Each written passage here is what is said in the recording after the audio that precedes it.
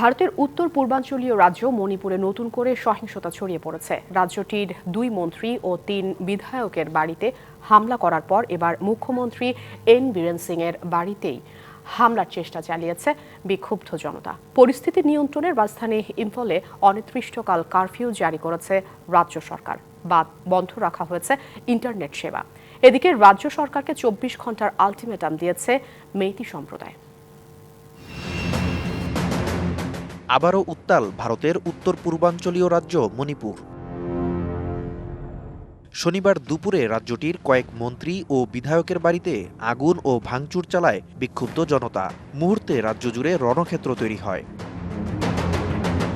হামলার আঁচ লাগে মুখ্যমন্ত্রী এন বীরেন সিং এর বাড়িতেও। শনিবার রাতে দরজা ভেঙে বিক্ষোভকারীরা ভেতরে ঢোকার চেষ্টা করলে প্রতিহত করতে পুলিশ ও নিরাপত্তা বাহিনী কাঁদানে গ্যাস ব্যবহার করে।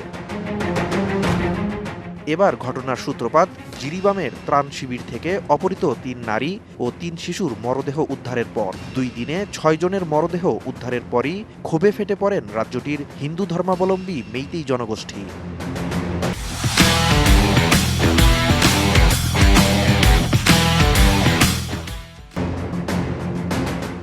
গত সোমবার জিরিবাম থেকে ওই 6 জন নিখোঁজ হন।